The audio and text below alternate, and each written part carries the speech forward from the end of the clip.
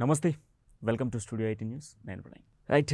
ఆయన పుట్టింది ఒక ముస్లిం కులంలో. కానీ ముస్లిం కన్నా హిందూ భావజాలాలే ఎక్కువ కనిపిస్తూ ఉన్నాయి. మాసానికి తగ్గట్టుగా మనకు వేసవి సమయాల్లో ఆంజనేయ స్వామి మాలలేసుకుంటే ఆంజనేయ స్వామికి సంబంధించినటువంటి భక్తులకు మాలలేసుకున్న వాళ్ళకి అన్నదాన కార్యక్రమం. ఇటు కార్తీక మాసం వస్తే కార్తీక మాసంలో అయ్యప్ప స్వామి భక్తులకు అన్నదాన కార్యక్రమాలు. తాను పుట్టినటువంటి సొంత కులమైనటువంటి ముస్లిం కులంలో కూడా బక్రీద్, రంజాన్ లాంటి సమయాలలో గోవులను కోస్తూ ఉంటారు అక్కడక్కడ. అటువంటి వాటిని పట్టుకొని వాటిని మళ్ళీ గోశాలకు తరలించే ప్రయత్నం చేయడం, హిందూ దేవాలయాలను కబ్జా చేస్తే ఆ కబ్జాలు చేసేటువంటి సందర్భంలో ఏ పార్టీ అయినా, అధికార పార్టీ అయినా ఎదిరించి ముందుకు వెళ్ళేటువంటి తత్వం అసలు ఏంటి మనకు సంబంధించి కంప్లీట్గా తెలుసుకునే ప్రయత్నం చేద్దాం. పెద్దపల్లి జిల్లా సుల్తానాబాద్ మండలానికి సంబంధించినటువంటి మహమ్మద్ రఫీ అండ్ అదేవిధంగా సుల్తానాబాద్కి సంబంధించి బీఆర్ఎస్ పార్టీకి సంబంధించినటువంటి టౌన్ ప్రెసిడెంట్గా కూడా ఉన్నారు. ఆయనతో మాట్లాడే ప్రయత్నం చేద్దాం. నమస్తే రఫీ గారు. నమస్తే సార్. రఫీ గారు, మిమ్మల్ని అడిగేటువంటి మొదటి ప్రశ్న ఏంటి అని అంటే, మీరు నిజంగా ముస్లిమా లేదంటే కన్వర్టెడ్ హిందూ టు ముస్లిమా? లేదు సార్, ప్యూర్ ముస్లిం. మా నాన్న పేరు మొహమ్మద్ యూసుఫ్, రిటైర్డ్ ఎంప్లాయీ. కాకపోతే మా ఏరియాలో ఏదైతే మీరు గ్రహించినట్టయితే మన భారతదేశంలో రంజాన్ మాసంలో హిందూ సోదరులు చాలా సందర్భం మీకు తెలిసే ఉంటుంది, ఇఫ్తార్ పార్టీని పెడతారు. అప్పుడు ఒక హిందూ ఇఫ్తార్ పార్టీ పెట్టినప్పుడు ముస్లింలు స్వీకరిస్తారు, దాన్ని పెద్ద ఇష్యూగా ఏం భావించరు. కానీ ఒక ముస్లిం మందిరాలలో వెళ్ళి హనుమాన్ మందిరం కావచ్చు, అయ్యప్ప దీక్ష కార్యక్రమం పెట్టినప్పుడు దానికి సోదర భావం చాటే ఉద్దేశంతోనే చేయడం జరిగింది. నేను ఒరిజినల్గా ముస్లిమే, మా పుట్టుక పూర్తి ముస్లింసే మేము. సో చాలామంది ఏంటంటే హిందువులకు సంబంధించినటువంటి మాలలు వేసుకున్నప్పుడు ముస్లిమ్స్ మాట్లాడాలి అన్న మాట్లాడరు. కొందరు ఏంటంటే చాలామంది చాలా సందర్భాలలో ఆయన మాల వేసుకున్నాడు కదా, ఇప్పుడు మనకెందుకులే ఆయనను పిలవడం, ఆయనతో మాట్లాడడం ఎందుకులే అని చెప్పేసి చాలామంది ముస్లిమ్స్ ఏంటంటే దూరంగా ఉంటూ ఉంటారు చాలా సందర్భాలలో. సో మీరు నేరుగా మనలో పర్టికులర్గా ఏంటంటే అయ్యప్ప స్వామికి సంబంధించి మాట్లాడుకోవాలంటే వావర్కి సంబంధించినటువంటి ఒక స్టోరీ ఉంది. ఆ స్టోరీలో భాగంగా వావర్, అయ్యప్ప స్వామి ఇద్దరు కూడా కొంత దగ్గర అనుసంధానంగా ఉంది అని అంటే అయ్యప్ప స్వాములకు భిక్ష పెడుతున్నారు అంటే ఓకే. బట్ ఆంజనేయ స్వామికి ముస్లింలకి అసలు పొంతన లేనటువంటి పాయింట్. కానీ ముస్లింలు అయి ఉండి కూడా ఈ ఆంజనేయ స్వాములకు భిక్ష పెట్టాలి అన్నటువంటి ఆలోచన ఎందుకు వచ్చింది? సో కేవలం ఇఫ్తార్ విందుకు వాళ్ళు పిలుస్తున్నారని మీరు పిలవడమా, లేదనుకుంటే మీరు ఇది దాదాపు 10 సంవత్సరాల నుంచి చేస్తున్నారు అనుకుంటా నాకు తెలిసినంత వరకు. సో 10 సంవత్సరాల నుంచి చేయాల్సినటువంటి అవసరం ఏంటి? ముఖ్యంగా నేను పుట్టి పెరిగిన ఊరిలో నా ఏదైతే మిత్రులు ఉన్నారో వాళ్ళందరూ హిందువులు కాబట్టి మా ఇంటి ముంగట ఒక హనుమాన్ ఆలయం ఉంది. నేను ఎప్పుడైతే ఇంట్లోకి వెళ్ళి బయటికి వెళ్తానో ఆలయాన్ని ముందు నుంచి పోవాల్సింది వస్తుంది. అక్కడ నేను చిన్నప్పటి నుంచి చూస్తూ ఉండే, అక్కడ ఎట్లా పూజలు చేస్తారు అని చూసుకుంటా, ఆ సోదరభావాన్ని చాటుకుంటూ అక్కడ ఉన్నటువంటి మహిళలు కావచ్చు, మా మిత్ర బృందం ఎవరైతే ఉన్నారో వాళ్ళ ద్వారా ఆ మందిరానికి వెళ్ళడం జరిగింది చిన్నప్పటి నుంచి వెళ్ళి. దాంతో భాగంగా ఈ రంజాన్ పండుగ వచ్చినప్పుడు కానీ ఇక్కడ అలాయిబలా ఇక్కడ ఉన్నటువంటి హిందూ ముస్లింలు రంజాన్ దసరా కావచ్చు వాళ్ళు పిలవడం వెళ్ళడం లాంటివి ఉన్నప్పుడు నేనెందుకు పెట్టకూడదు మా హిందూ సోదరులకు? పవిత్రమైనటువంటి అంత వేసవిలో కూడా పాదాలకు చెప్పులు లేకుండా 40 రోజులు దీక్ష పెట్టేటువంటి హనుమాన్ స్వాములకు ఏదో ఒక కార్యక్రమం చేయాలి, సోదరభావాన్ని చాటాలనే ఉద్దేశంతోనే చేయడం జరిగింది. సో ఇప్పుడు చాలామంది ఏంటంటే మీ ముస్లిమ్స్కి సంబంధించిన వాటిల్లో కూడా స్వామి యాక్చువల్ ఏంటి అంటే ఇటువంటి హిందువులకు సంబంధించి అయ్యప్ప స్వాములు కానీ లేదంటే హనుమాన్ స్వాములకు సంబంధించినటువంటి భిక్షలు పెట్టినప్పుడు మీ కమ్యూనిటీలో కూడా కొంత ఇబ్బందులు వస్తూ ఉంటాయి. కొందరు ఆయన ఏంది హిందువులతోని భిక్షలు పెడతా ఉన్నాడు, ఆయన ఏంది హిందువులతో తిరుగుతూ ఉన్నాడు అనేటువంటి టాక్స్ కూడా కొంత నడుస్తూ ఉంటాయి. అట్లాంటివి ఏమైనా ఎదుర్కొన్నారా మీరు? ఎదుర్కొన్నారు సార్. ఫస్ట్ 2017లో మా ముస్లిం మతానికి సంబంధించిన పెద్ద మనుషులు, అందులో కొంతమంది రాజకీయం చేసి కాంగ్రెస్ పార్టీకి సంబంధించిన వారు, వీడు మన కమ్యూనిటీలో కొంచెం వ్యతిరేకంగా చేస్తానని చెప్పి నేను చేసినటువంటి మంచి కార్యక్రమాలకు వ్యతిరేకం కనిపించడంతో నన్ను వాళ్ళు ఒక తప్పుడు కేసు ఇరికించి 2017 నుంచి 2023 దాకా కోర్టు చుట్టూ తిప్పడం కూడా జరిగింది. సో నాకు తెలిసినంత వరకు కాంగ్రెస్ ప్రభుత్వం ఏర్పడిన తర్వాత మీ దగ్గర ఒక హనుమాన్ దేవాలయానికి సంబంధించి ఒక కాంగ్రెస్ నేత కబ్జా చేసేటువంటి ప్రయత్నం చేస్తే దాన్ని మీరు ప్రశ్నించినందుకు దాదాపు మీ పైన కేసులు కావడము, మిమ్మల్ని పోలీస్ స్టేషన్లో చుట్టూ తిప్పినటువంటి ఘటనలు కూడా చోటు చేసుకున్నాయని చెప్పి తెలిసింది. వాస్తవమేనా? వాస్తవం అండి. గత 2023లో అక్కడ ఉన్నటువంటి అది ప్రభుత్వ భూమిలో హనుమాన్ ఆలయం ఒకటి నిర్మించడం జరిగింది గతంలో పూర్వీకులు. దానికి సంబంధించి చుట్టుపక్కల ఉన్నటువంటి ఆలయం సంబంధించిన భూమిని అక్కడ ఉన్నటువంటి కాంగ్రెస్ నాయకుడు ఆ భూమిని కబ్జా చేయడం జరిగింది. దానికోసం కొంతమంది భక్తులు ఆయన ఒక ప్రధాన కాంగ్రెస్ పార్టీ నాయకుడు కాబట్టి భయపడిన వారికి రావడం జరిగింది. ఆ సందర్భంలో నేను దానికోసం పోరాటం చేయడం జరిగింది. దాని మీద పోలీస్ కేసులు కూడా పెట్టడం జరిగింది. అంటే ప్రధానంగా ఏంటంటే ఆ భూమిని అంతా కూడా కబ్జా చేయాలన్నటువంటి స్కెచ్తో ఉన్నారా? అసలు ఏంది వాళ్ళ ప్లానింగ్ ఏంది అసలు? వాళ్ళు అప్పుడు కాలంలో అక్కడ ఉన్నటువంటి ప్రజలు అమాయకులు సార్. అక్కడ వాళ్ళు ఏం చేసి గుడి నిర్మాణం అనేది ఒక గుడి నిర్మాణం చేయడం జరిగింది. వాళ్ళ ఆ గుడి మందమే ఉన్నారు ప్రజలు. కానీ ఆ గుడికి సంబంధించినటువంటి ఇప్పుడు భూమి అక్కడ వాడుకోలేని పరిస్థితుల్లో ఉన్నారు. అక్కడ అదే వినాయక మండపం కూడా ఏర్పాటు చేస్తారు. గుడిని అడ్డం పెట్టుకొని ఆ చుట్టుపక్కల భూమి మొత్తం కబ్జా చేయడం జరిగింది. దాని గురించి కూడా ఇంకా పోరాటం నడుస్తూనే ఉన్నది. సో ఇప్పుడు అయ్యప్ప స్వాములు గానీ, ఇప్పుడు ఆంజనేయ స్వాములకు గానీ మీరు నిత్యం గూడా భిక్ష పెడతా ఉంటారు. సీజన్ వైస్‌గా ప్రతి సంవత్సరం ఆ అయ్యప్ప స్వాములకైనా, ఆంజనేయ స్వాములకు భక్తులకైనా మీరు భిక్ష పెడుతూ ఉంటారు గదా! సుమారుగా ఎంతమందికి భిక్ష పెడతా ఉంటారు? అండ్ దాంతో పాటుగా అయ్యప్ప స్వాములు ఎంతమంది ఉంటారు? హనుమాన్ స్వాములు ఎంతమందికి పెడతా ఉంటారు? నేను పెట్టిన ప్రతిసారి ఆలయంలో 100కి పైకి స్వాములు ఉంటారు.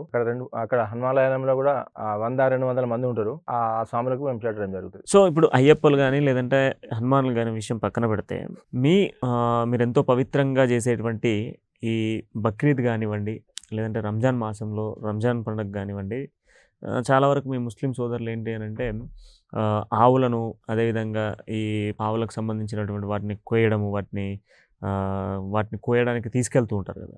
సో వాటిని ఎక్కడికక్కడ కూడా మీరు కోస్తున్నారు అన్నట్టు ఇన్ఫర్మేషన్ వచ్చినట్లయితే అక్కడికి వెళ్ళడము, వాటిని ఎక్కడికక్కడ కూడా వాటిని తీసుకురావడం, మళ్ళీ గోశాలకు తీసుకెళ్ళడం, ఇదంతా ఏంది? అసలు ముస్లిమ్స్ అంటేనే దాదాపు ఆవులు తింటారు అన్నటువంటి ఒక టాక్ ఉంది. వాస్తవానికి ఇప్పుడు గ్రేటర్ హైదరాబాద్‌లోనైతే మనం ఓల్డ్ సిటీ సైడ్ పోతే మొత్తం అవే కనిపిస్తాయి. బీఫ్‌కి సంబంధించినటువంటి కర్రీనే ఎక్కువ కనబడుతూ ఉంటది. ఆ కూర మొత్తం మనకు రోడ్ల మీద ఎక్కడ పడితే అక్కడ మటన్ షాపులలో మటన్, చికెన్ ఎట్లా కనబడుతదో, ఇప్పుడు ఓల్డ్ సిటీ సైడ్ పోతే బీఫ్‌కి సంబంధించినటువంటి మాంసం అంతా కూడా ఆడ కనబడుతది. అసలు ఎందుకు ఆ ఆలోచన ఏంటి? మీరు కూడా ముస్లిమ్స్ అంటేనే బీఫ్ లాంటివి తింటారు అన్నటువంటి టాక్ కూడా ఉంటది. వాస్తవానికి తింటా ఉంటారు చాలామంది. అట్లాంటప్పుడు మీరెందుకు ఆపాలన్నటువంటి ఆలోచన ఎందుకొచ్చింది? గోవులను అంతరించిపోతున్నాయనా? లేకపోతే వాటిని కోయొద్దనా? లేకపోతే అవి హిందువులకు ఎంతో ప్రతిష్టాత్మకంగా ఉన్నటువంటి ఆవును అటు పరమశివుడికి అత్యంతగా ప్రీతిప్రదాన వాహనంగా కూడా కొలుస్తా ఉంటారు హిందువులు. దానికోసమా? ముఖ్యంగా మీరు ఇక్కడ గ్రహించాల్సిన విషయం ఏందంటే, నేను హిందూ సాంప్రదాయాన్ని గౌరవిస్తానండి. ముఖ్యంగా దీంట్లో ఏమున్నదంటే చట్టాలు కూడా గౌరవించాలి. గోవధ అనేది చట్టవిరుద్ధంగా కార్యక్రమం కాబట్టి, అక్కడ చట్ట ప్రకారంగానే గోవులను కోసేది దానికి చట్టాలున్నాయి. 17 సంవత్సరాలు దాటిన ఎద్దులని గోవులు కాకుండా ఎడ్లని కోసేది ప్రక్రియ ఉంది. కానీ దానికి కొంతమంది ఆవులను కోయడం లాంటివి చేస్తూ ఉంటే మేమే ముందస్తు మా ముస్లిం యువకులందరం ఒక్కనే కాదు, మా అక్కడ ఉన్నటువంటి ప్రాంతాల ముస్లిం సోదరులందరం కలిసి, మా మత పెద్దలు కూడా కలిసి పోలీస్ స్టేషన్ వెళ్ళి మేమే ఫిర్యాదు చేయడం జరుగుతూ ఉంటుంది. ఎవరైనా కోస్తే చట్టపరంగా చర్యలు తీసుకోమని. అది కూడా హిందూ సోదరులను గౌరవించుకుంటూ, మరి హిందూ ముస్లిం గొడవలు కావద్దనే ఉద్దేశంతోని ఈ కార్యక్రమం చేయడం జరుగుతుంది. బట్ ఇట్లాంటిది చేసినప్పుడు ఖచ్చితంగా కూడా మీ ముస్లింలకు సంబంధించిన దాంట్లో, మీ క్యాస్ట్‌కి సంబంధించిన వాళ్ళు చాలా వరకు మీ పైన కేసులు పెట్టడం గానీ, లేదనుకుంటే మిమ్మల్ని కాంట్రవర్సీ చేసేటువంటి ప్రయత్నం కావచ్చు. మీరు హిందువులకు సపోర్ట్ చేస్తున్నారు, ముస్లింలకు సపోర్ట్ చేయకుండా హిందువులకు చేస్తున్నారు అన్నటువంటి టాక్ కూడా మీ పైన వచ్చేటువంటి అవకాశాలుంటాయి. మీ క్యాస్ట్‌లో వాళ్ళు మిమ్మల్ని కొంచెం దూరం పెట్టేటువంటి అవకాశాలు కూడా కనబడతాయి ఇటువంటి సందర్భాలలో. మీరు చెప్పింది వాస్తవమే. అదే జరిగింది. అదే జరుగుతూ ఉంది. ఏది జరిగినా కూడా నేను ఫస్ట్ హిందూ, ముస్లిం అనేది పక్కన పెడితే నేనొక భారతీయునని చెప్పి ముందుకు వెళ్తా ఉంటా. అలాంటి అన్ని ఎదుర్కోవడానికి కూడా సిద్ధమే కానీ హిందూ, ముస్లిం భాయిగా ఉండాలనేదే నా లక్ష్యం. మీరన్నటువంటి కొటేషన్, క్యాప్షన్ బానే ఉంది. బట్ రియల్ లైఫ్‌లో రియాలిటీకి వచ్చేటప్పటికి హిందూ, ముస్లిం బాయ్ అనేది ఓ రంజాన్ అప్పుడో, లేదనుకుంటే ఇటువంటి సందర్భాల్లోనో ఏదో కలిసినప్పుడు బాయ్ అనేటువంటి సిట్యుయేషన్సే ఉన్నాయి. కానీ ఈ యొక్క మతపరమైనటువంటి అంశాలు వచ్చినప్పుడు, అంటే ఈ యొక్క మాంసానికి సంబంధించినటువంటి, అంటే గోవేదలు కావచ్చు, వీటన్నికి సంబంధించినటువంటి వచ్చినప్పుడు ఇక్కడ డైవర్షన్స్ వచ్చేటువంటి అవకాశాలున్నాయి. అండ్ దాంతో పాటుగా కొంత లోకల్ పాలిటిక్స్ ఏర్పడేటువంటి అవకాశాలు కూడా ఉన్నాయి. మరి వీటికి ఫ్యూచర్‌లో వీటన్నిటిని ఎదుర్కొనేటువంటి శక్తి మీ దగ్గర ఉందా? ఎదుర్కోబోతున్నారా? ఖచ్చితంగా ఎదుర్కోబోతున్నా. ఎందుకంటే నా బలమైన నమ్మకం ఎన్ని అడ్డంకులు వచ్చినా కూడా నా సిద్ధాంతాన్ని మాత్రం వదులుకునే ప్రసక్తి లేదు. So okay. ఒకవైపు హిందువుల పైన, హిందూ దేవాలయాల పైన, హిందూ దేవుళ్ళ పైన, లేదనుకుంటే గోవుల పైన, ఆఖరికి మీ యొక్క క్యాస్ట్‌కి సంబంధించి బక్రీద్ లేదంటే రంజాన్ ఈ మాసంలో కూడా మీరు కంప్లీట్‌గా ఓ హిందుత్వవాదిగా హిందువులను రెస్పెక్ట్ చేసేటువంటి వ్యక్తిగా బయటికొస్తున్నారు. ఓకే. బట్ సోషల్ సర్వీస్ అనేది చాలామంది చేయడం కష్టం. నేను చెప్తున్నా. ఎందుకంటే రియాలిటీకి లైఫ్‌లో వస్తే ఏదో కేవలం 2 ఫోటోలకు ఫోజులు ఇవ్వడం, వెళ్ళిపోవడం ఇటువంటివి జరుగుతూ ఉంటాయి. కానీ పేదలకు, ఏదైతే మీ ముస్లిం క్యాస్ట్‌లో ఉన్నటువంటి పేదలు కావచ్చు, హిందువులలో కావచ్చు, నిరుపేదలుంటే వాళ్ళకి ఫంక్షన్ హాల్స్ మాట్లాడడం, వాళ్ళ పెళ్ళిళ్ళకి కావాల్సినటువంటి ఆర్థిక సహాయాలు అందించడం, ఇవన్నీ ఏంటి అసలు సోషల్ సర్వీస్‌లో మరి ఇటువంటి సర్వీస్ చేయాలని ఎందుకు తీసుకున్నారు? గతంలో కేసీఆర్ కళ్యాణ లక్ష్మి ఇచ్చినట్టుగా మీరు ఆ కళ్యాణానికి మీ వంతుగా సపోర్ట్ చేయాలనుకుంటున్నారా? వాస్తవానికి ఏంటంటే నేనైతే నా సొంత పైసలతోని సోషల్ సర్వీస్ చేయలేదు. ధనికుల సహకారంతోనే పేదవారికి ఆదుకోవాలనే ఉద్దేశంతోని చిన్నప్పటి నుంచి తపన ఏదో చేయాలి పేదవాళ్ళకి అని చెప్పి, అదేవిధంగా నేను సోషల్ సర్వీస్ చేస్తానని మా చుట్టుపక్కల ప్రాంతాలు తెలిసిన ప్రజలు ఉన్నారు కాబట్టి, అక్కడ ఉన్నటువంటి హిందూ, ముస్లిం అని కాకుండా ఎవరైతే నిరుపేదలు ఉంటారో ఆ నిరుపేదలకు సంబంధించినటువంటి వాళ్ళ ధనికులు ఉంటే వారి దగ్గరికి వెళ్ళి వాళ్ళ సమస్యని వాళ్ళ ముందు పెట్టి వాళ్ళకు పెళ్ళిళ్ళకు కావచ్చు, ఆసుపత్రులలో కావచ్చు, అలాంటి సహకారాలు చేయడం జరిగింది. బేసిక్‌గా ఒకరు సోషల్ సర్వీస్ చేయాలి అనంటే వాళ్ళకు రోల్ మోడల్ ఒకరుంటారు. మీ రోల్ మోడల్ ఎవరు? అంటే సోషల్ సర్వీస్ చేయాలి, సామాజిక సేవ చేయాలి అన్నటువంటి ఆలోచన రావడం గొప్ప విషయం. కానీ ఆ విషయం రావాలి అనంటే దానికొక ఈ వ్యక్తిలాగా నేను గావాలి అన్నటువంటి ఆలోచన ఒకరిని చూస్తే వస్తది. ఆ రోల్ మోడల్ ఎవరు మీకు? వాస్తవానికి నేను అభిమానించే నాయకుడు పెద్దపల్లి మాజీ శాసనసభ్యులు దాసరి మనోహర్ రెడ్డి గారు. వారితో పరిచయం పెరిగిన తర్వాత ఇలాంటి కార్యక్రమాలు చేయాలని చెప్పి నాకు కోరిక పుట్టడం జరిగింది. అదేవిధంగా ఆయన ద్వారానే ఎంతోమంది పేద ప్రజలకు నేను సహకారం కూడా చేయడం జరిగింది. సో పొలిటికల్‌కి సంబంధించి మనం మాట్లాడుకుంటే ఇప్పుడు మీరన్నటువంటి దాసరి మనోహర్ రెడ్డికి సంబంధించి గతంలో 2023 అసెంబ్లీ ఎన్నికల సందర్భంగా దాసరి మనోహర్ రెడ్డికి టికెట్ ఇవ్వొద్దు, కంప్లీట్‌గా కూడా ఆయన ఇసుక దందా చేస్తూ ఇసుక మాఫియా నడుపుతున్నాడు పెద్దపల్లి జిల్లాలో. ఇసుక దందాకు కేర్ ఆఫ్ అడ్రస్‌గా మనోహర్ రెడ్డి మారిండు అన్నటువంటి కొందరు బీఆర్ఎస్ నాయకులు కూడా చేసిర్రు ఇది. సో టికెట్ ఇవ్వద్దన్నా కూడా చివరికి టికెట్ ఆయనకే దక్కిందనుకోండి. సో వాస్తవానికి నిజంగా మీరు అత్యంత సన్నిహితంగా ఉన్నటువంటి ఆయనకు ప్రధాన అనుచరుగా కూడా ఉన్నారు మీరు. అట్లాంటప్పుడు నిజంగా ఇసుక దందా చేసిండా? వాస్తవానికి ఇప్పుడు మీరు గ్రహించినట్టయితే గతంలో అయితే ఆయన మా ఎమ్మెల్యేగా ఉన్నప్పుడు ఎన్నికల ప్రచారంలో దుష్ప్రచారం చేయడం జరిగింది, అది వాస్తవం. కానీ ఇప్పుడున్న పరిస్థితిలో అసలు మనోహర్ రెడ్డి గారు ఇసుక దొంగ చేసిర్రా లేదా అనేది ప్రజలు గ్రహిస్తూ ఉన్నారు. ఎందుకంటే ఇప్పుడు యథేచ్ఛగా అక్రమ ఇసుక రవాణా మన పెద్దపల్లి నియోజకవర్గంలో జరుగుతూ ఉంది. మొన్నటికి మొన్న అక్రమ ఇసుక రవాణా చేయడానికే అక్కడ ఉన్నటువంటి గుంపుల చెక్ డ్యామ్ను కూడా కొంతమంది కాంగ్రెస్ నాయకులు దాన్ని కూల్చేయడం జరిగింది. మరి ఈ విషయాన్ని కూడా ప్రజలు గ్రహిస్తూ ఉన్నారు. అసలు ఇసుక దొంగ, అసలు మట్టి దొంగ ఎవరో ఈ నియోజకవర్గ ప్రజలే రాబోయే రోజుల్లో బుద్ధి చెప్పే పరిస్థితులు కూడా ఉన్నాయి. అంటే వాస్తవానికి మనోహర్ రెడ్డి ఇసుక దందా చేసిండు, ఇసుక మాఫియా చేసిండు. ఇసుక మాఫియా చేయడం వల్లనే ఈరోజు ప్రజలు సరైనటువంటి గుణపాఠం ఇచ్చిర్రు. ఆయనను ఓడించడానికి గల కారణం కూడా ఆయన చేసిన ఇసుక దందాలే. అండ్ దాంతోపాటుగా కళ్యాణ లక్ష్మికి సంబంధించినటువంటి చెక్కుల విషయంలో కూడా అవకతవకలు జరిగినాయి అన్నటువంటి టాక్ నడిచింది. ఇది వాస్తవమేనా? తప్పుసరి ఇవన్నీ అవాస్తవాలు. వాస్తవానికి అక్కడ మనోహర్ రెడ్డి గారు ఓడిపోలేదు, ఓడిపోయింది ప్రభుత్వం.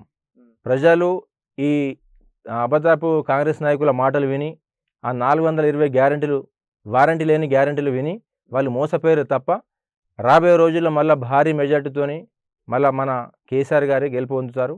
ఇక్కడ ఇసుకకు దానికి సంబంధం లేదు. ఆ ఓటమికి కారణం ప్రభుత్వం. అంటే ప్రజలు కాంగ్రెస్ పార్టీ ఇచ్చినటువంటి ఆ హామీలకు ఆకర్షితులై ఓడగొట్టడం జరిగింది తప్ప ఇక్కడ స్పెషల్గా మనోహర్ రెడ్డి గారు మాత్రం ఓడిపోలేదు. ప్రస్తుతం మరి మీ పెద్దపల్లి నియోజకవర్గంలో కాంగ్రెస్ పార్టీ ఒకవైపు రాష్ట్రంలో అధికారంలో ఉంది, మీ పెద్దపల్లిలో కూడా ప్రస్తుతం చూస్తే ఎమ్మెల్యే కూడా కాంగ్రెస్ పార్టీకి సంబంధించి. మనోహర్ రెడ్డి అధికారంలో ఉన్నప్పుడు ఎట్లున్నది, ఇప్పుడు ఎట్లున్నది, ఈ 2 ఏళ్ల పరిపాలన ఎట్లున్నది? పెద్దపల్లి నియోజకవర్గం కానీ పెద్దపల్లి జిల్లా కానీ ఏమైనా అభివృద్ధి చెందుతా ఉందా? గతంలో మనోహర్ రెడ్డి గారు ఎమ్మెల్యేగా ఉన్నప్పుడు ఎన్నడూ లేని విధంగా అభివృద్ధి జరిగింది. అక్కడ ఉన్నటువంటి 30 పడకల ప్రభుత్వ ఆసుపత్రులు కావచ్చు, సీసీ రోడ్లు కావచ్చు, భవనాలు కావచ్చు, పాఠశాలలు, కాలేజీ ఏవైనా కావచ్చు, అది కేవలం మనోహర్ రెడ్డి గారితో అభివృద్ధి జరిగింది. అంతకన్నా మించి ఇప్పుడు ఎలాంటి కొత్తగా మాత్రం అభివృద్ధి జరగలేదు. బట్ మనోహర్ రెడ్డి అధికారంలో ఉన్నప్పుడు అభివృద్ధి జరిగిందని మీరు అంటున్నారు. కానీ మనోహర్ రెడ్డి అధికారంలో ఉన్నప్పుడే అవినీతి జరిగింది, అక్రమాలు జరిగినాయని చెప్పేసి ఆరోపణలు ఉన్నాయి. ఆరోపణలు మాత్రమే ఉన్నాయి కానీ వాస్తవాలు ఎవరు చేయలేకపోయారు. మనోహర్ రెడ్డి గారు కూడా ఎన్నోసార్లు ఛాలెంజ్ చేశారు, మీరు చేసినటువంటి ఆరోపణలను నిరూపించమని చెప్పి. ఇంతవరకు కూడా ఒక్క ఆరోపణలను నిరూపించే నాయకుడు అక్కడ లేడు. బట్ ఇప్పుడు మేము మనోహర్ రెడ్డికి పోటీదారులు పెరిగినట్టు కనబడుతుంది పెద్దపల్లిలో. ఎందుకంటే గత కాంగ్రెస్ పార్టీలో టికెట్ దొరకని నాయకులు కూడా పీఆర్ఎస్ పార్టీలో చేరారు. సో మరి పీఆర్ఎస్ పార్టీలో చేరిన నేపథ్యంలో ఇప్పుడు మనోహర్ రెడ్డి వర్సెస్ ఇంకో నాయకుడు కూడా తెరపైకి వచ్చిన సిచ్యువేషన్స్ ఉన్నాయి. ఎట్లా ఉంటుంది? మనోహర్ రెడ్డికి ఇస్తారా లేదా ఇంకో ఎక్స్ నాయకునికి చేరే అవకాశాలు ఉన్నాయా? ఒక వాస్తవమైన విషయం ఏంటంటే బీఆర్ఎస్ పార్టీలో మనోహర్ రెడ్డి గారు ఉన్నన్ని రోజులు పెద్దపల్లి నియోజకవర్గంలో BRS party ticket Manohar Reddy గారికి. ఇప్పుడు రాబోయే రోజుల్లో భారీ మెజార్టీతోని గతంలో ఆయన చేసినటువంటి అభివృద్ధే మళ్ళీ మనోహర్ రెడ్డి గారిని గెలిపిస్తుంది.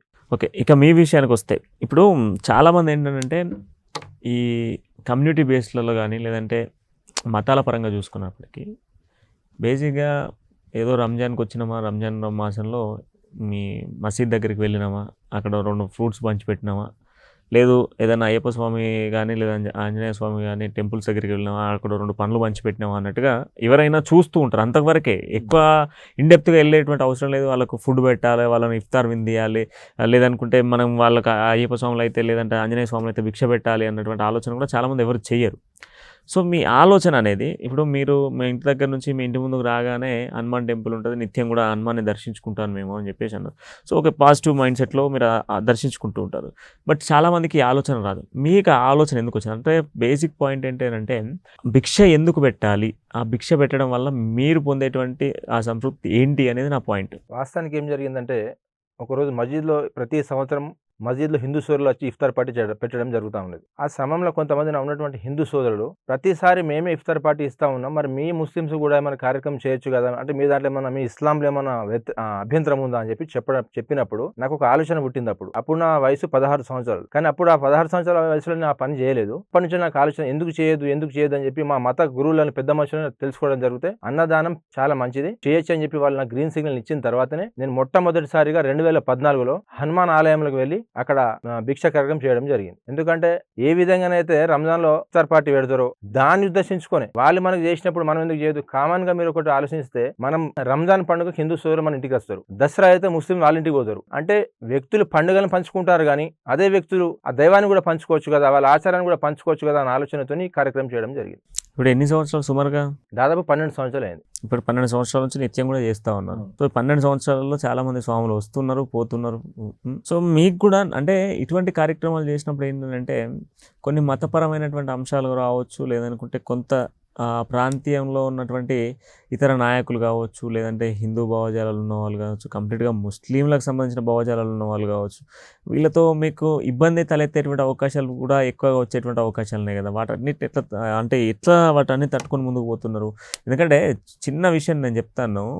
రీసెంట్గా మనకు సికింద్రాబాద్లో ఒక అమ్మవారి ఆలయంలో జరిగినటువంటి ఒక ఇన్సిడెంట్ మీ అందరికీ తెలిసిందే. ఆ ఒక్క ఇన్సిడెంట్ వల్ల ఈరోజు ముస్లింలకు సంబంధించినటువంటి విషయంలో హైదరాబాద్ లాంటి ప్రాంతంలో ఎంత ఇష్యూ అయిందో తెలుసు. అట్లాంటిది మీరు ఒక ముస్లిం అయి ఉండి కంప్లీట్గా అసలు ముస్లిం అంటేనే టచ్అప్ లేనటువంటి హనుమాన్కి భిక్ష పెట్టడం, వీటన్నిటిని తట్టుకొని ముందుకు రావడం, ఇదంతా ఎట్లా సాధ్యపడుతుంది? వాస్తవంగా అంతా నా వ్యక్తిగతమే సార్. ఎందుకంటే అది నాకు చిన్నప్పటి నుంచి ఉన్నటువంటి ధైర్యం కావచ్చు, అది నా అలవాటు కావచ్చు, ఆ చుట్టుపక్కల ప్రాంతాల్లో ఉన్నటువంటి వారి స్నేహం కావచ్చు, అదే నాకు ముందుకు నడిపించింది. ఎంతో మంది వార్నింగ్లు ఇచ్చినప్పటికీ కూడా అది కొనసాగుతూనే ఉన్నది. ఇక ముందు కూడా అదే విధంగా కొనసాగుతా అని చెప్పి కూడా నేను. ఓకే, యాక్చువల్లీ ఇంకొక పాయింట్ అడుగుతాను మిమ్మల్ని. అయితే సోషల్ సర్వీస్ అని అన్నారు కదా మీరు. ఇప్పుడు ఈ సోషల్ సర్వీస్ అనేది అయితే ప్రతిసారి సోషల్ సర్వీస్ అనేది చాలామంది సోషల్ సర్వీస్ అనేది ఏదో పేరుకు మాత్రమే సోషల్ సర్వీస్ అంటారు. సో మీరు చేసేటువంటి సోషల్ సర్వీసెస్ ఏంటి?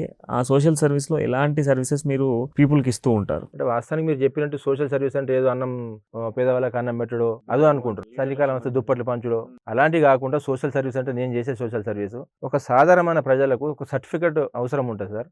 దాని గురించి వాళ్ళు చెప్పులు అరిగేదాకా కూడా వాళ్ళకి సర్టిఫికేట్ రాదు. దాన్ని నేను దగ్గర ఉండి వాళ్ళకి సంబంధించినటువంటి ఆ ప్రజలకు సంబంధించినటువంటి ఏ అధికారితో ఆ పని జరుగుతుందో వారి వెంట ఉండి కూడా వాళ్ళని స్వయంగా నా కారు కావచ్చు, మన వాహనాలు కూడా తీసుకుపోయి వాళ్ళకి సంబంధించిన పత్రాలు కావచ్చు, హాస్పిటల్లో తీసుకుపోయి ట్రీట్మెంట్ చేయించడం లాంటివి, ఎక్కడైనా గొడవలైనప్పుడు కూడా ఫ్యామిలీ కౌన్సిలింగ్ కూడా చేయడం జరుగుతూ ఉంటుంది. అంటే చాలామంది ఏంటంటే ఈ ప్రభుత్వ కార్యాలయాల దగ్గర లైక్ ఎంఆర్ఓ ఆఫీస్ కానీ, పోలీస్ స్టేషన్స్ కానీ, ఏదన్నా ఇబ్బంది వచ్చినప్పుడు పోలీస్ స్టేషన్ పోతే లోపల ఎస్ఐ కానీ, కానిస్టేబుల్ కానీ, లేదంటే వాళ్ళు అడగకుండా వాళ్ళు 5,000 అడుగుతారు, వాళ్ళు 3,000 అడుగుతారు అని చెప్పేసి దందాలు చేసే వాళ్ళని చాలామందిని చూస్తూ ఉంటాం స్టేషన్ దగ్గర. ఎందుకంటే మేము కూడా సందర్భాలలో స్టేషన్ దగ్గరికి వెళ్ళినప్పుడు చూస్తూ ఉంటాం, ఇవన్నీ జరుగుతూ ఉంటాయి. లేదంటే ఎంఆర్ఓ ఆఫీస్లోకి వెళ్తే ఎంఆర్ఓ ఆఫీస్లలో కూడా దందాలు చేసే వాళ్ళు ఉన్నారు చాలామంది. లీడర్ ముసుగులో వ్యభిచారం చేస్తున్న వాళ్ళని చాలామందిని చూస్తున్నాం. ఓపెన్గా చెప్పాలంటే పేరుకు లీడర్, కానీ ఆ ఎంఆర్ఓ ఆఫీస్ ముందు, పోలీస్ స్టేషన్ ముందు వ్యభిచారం చేసేటువంటి నాయకులు చాలామంది ఉన్నారు.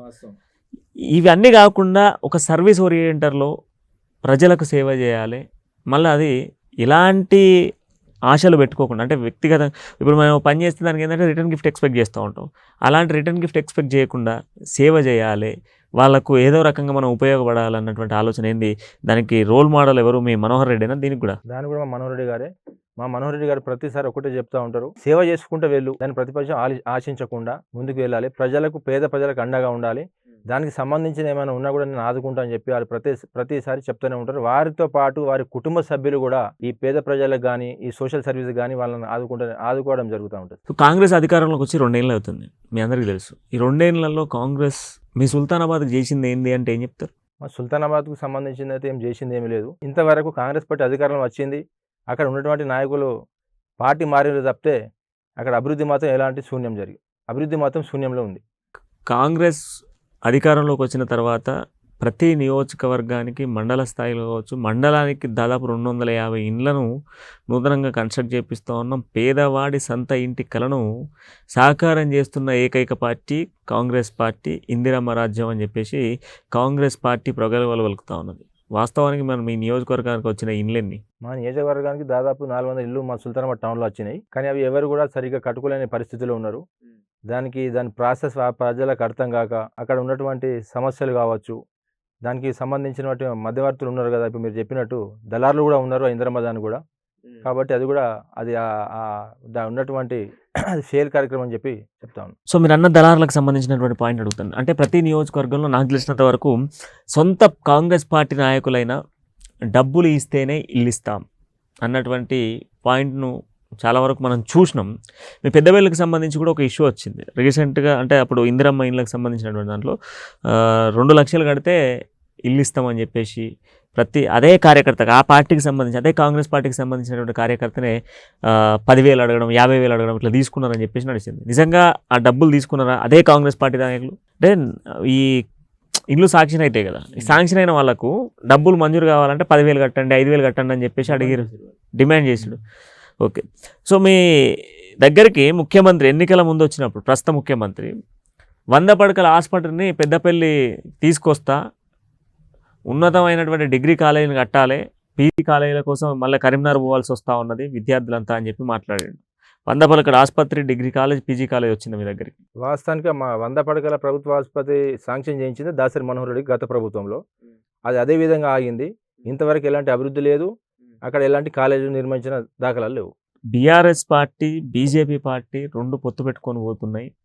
రాబోయేటువంటి 2028-29 ఎన్నికల మన అసెంబ్లీ ఎన్నికల్లో పొత్తుతోనే బయటకు వస్తాయని చెప్పేసి కాంగ్రెస్ టాక్ నడుస్తూ ఉన్నది. వాస్తవానికి మరి పెద్దపల్లి లాంటి ప్రాంతాలలో ఎట్లా ఉన్నది? ఎందుకంటే ఆ ప్రాంతాల్లో మావోయిస్ట్ ప్రబోధనం కావచ్చు, లేదనుకుంటే బీఆర్ఎస్ పార్టీకి ఒకప్పుడు మంచి పట్టున్నటువంటి ప్రాంతం అదంతా కూడా.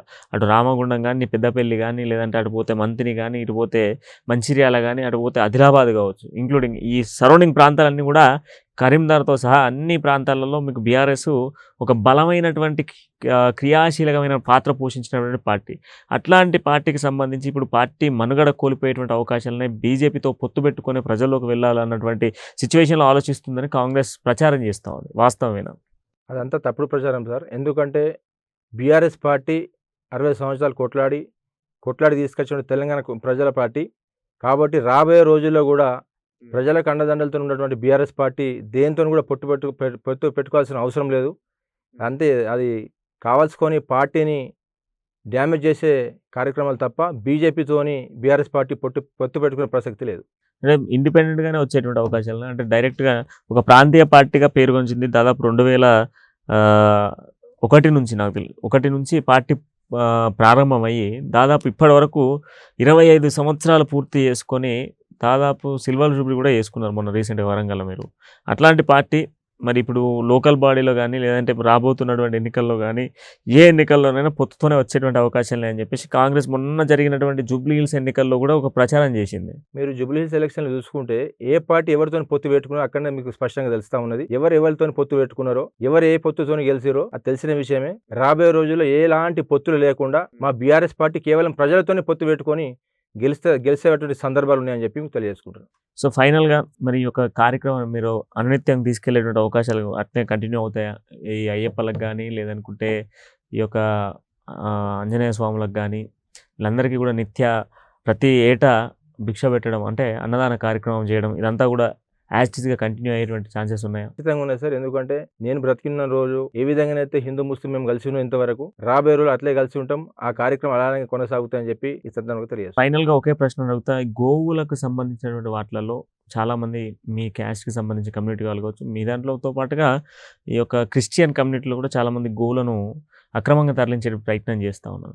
సో అలాంటి వాళ్ళపైన ఎటువంటి చర్యలు తీసుకుంటే బాగుంటుంది? వాటిని ఎట్లా హరికట్టబోతున్నారు మీరు కూడా? వాస్తవానికి ఫస్ట్ గోవులను ఎవరైతే తీసుకొచ్చి మార్కెట్లో అమ్ముతా ఉన్నారో, ఆ గోవులను తీసుకొచ్చి అమ్మే కార్యక్రమం ఏ రోజైతే బంద్ అవుతుందో అప్పుడు అది గోవధ అనేది పూర్తిగా నిషేధిస్తాయి. ఎందుకంటే వాళ్ళు తీసుకొచ్చి దాంతో వ్యవసాయం చేయించుకొని తర్వాత వాటిని తీసుకుపోయి కబిలలకు అమ్మేయడం లాంటివి చేసినప్పుడే వాళ్ళు కూడా వాస్తవానికి కొనుక్కొని దాన్ని తినడం జరుగుతూ ఉంది. ఆ నేపథ్యంలో ముందు చర్యలు తీసుకోవాల్సింది ఎవరిదంటే ఎవరైతే గోవులను అమ్ముతారో వారిపై కఠిన చర్యలు తీసుకోవాలి. అదేవిధంగా గోశాలలో కూడా అక్రమాలు జరుగుతూ ఉన్నాయి. వీరు బక్రీద్ పండుగ అప్పుడు మాత్రమే మీరు ఒకటి గ్రహించాలి విషయం, కేవలం బక్రీద్ పండుగ అప్పుడు మాత్రమే ఒక సీజన్ లాగా చెక్ పోస్టులు పెట్టి ఆర్ఎస్ఎస్ కావచ్చు, బజరంగ్ దళ్ కావచ్చు, బీజేపీ నాయకులు కావచ్చు చాలా ఉత్సాహం చూపించి ఒక చెక్ పోస్టులు పెట్టి గోవులను రక్షిస్తూ ఉన్నారు. చాలా సంతోషం. కానీ దాని తర్వాత ఆ పట్టుకున్నటువంటి గోవులు గోశాల నుండి ఎటు పోతున్నాయి, ఎటు మాయమవుతున్నాయి అని చెప్పి ఎవరు కూడా పట్టించుకోవడం లేదు.